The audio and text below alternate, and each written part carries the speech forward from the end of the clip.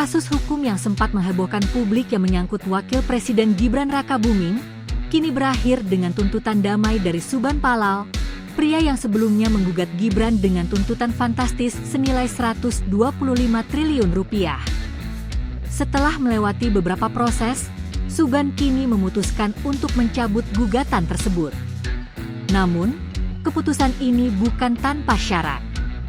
Subhan justru mengajukan dua tuntutan baru yang lebih bersifat moral dan politik. Langkah mengejutkan itu menimbulkan beragam reaksi publik karena di awal Subhan dikenal keras dalam menuding keabsahan ijazah Gibran.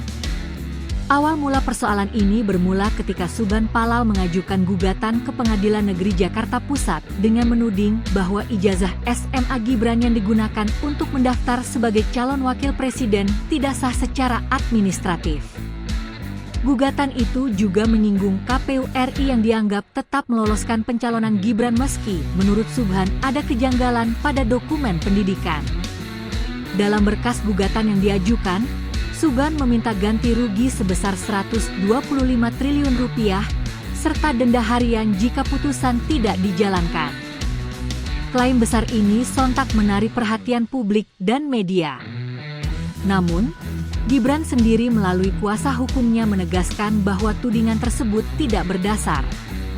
Beberapa lembaga pendidikan yang disebut dalam kasus itu, termasuk Management Development Institute of Singapore, MDIS, dan Universitas Mitranya, memastikan bahwa dokumen pendidikan Gibran valid dan diakui secara resmi. Meski begitu, Subhan bersikeras bahwa masalah utamanya bukan soal ijazah luar negeri Gibran, melainkan dokumen setara SMA yang menjadi syarat administratif di dalam negeri. Setelah melewati beberapa kali proses mediasi, Subhan tiba-tiba menyatakan tidak lagi menuntut uang ganti rugi dalam pernyataannya di persidangan. Ia menegaskan bahwa tujuannya bukan soal materi melainkan untuk menegakkan nilai-nilai moral dan keadilan publik. Saya gak minta pokok perkara, uang ganti rugi 125 triliun rupiah. Tapi tadi mediator minta penjelasan bagaimana tentang tuntutan ganti rugi. Ya gak usah, saya gak butuh duit, ujar Subhan di Pengadilan Negeri Jakarta Pusat.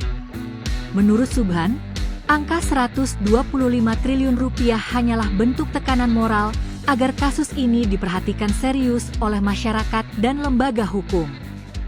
Setelah proses berjalan dan mendapat sorotan luas, ia merasa waktunya mengubah fokus perjuangan.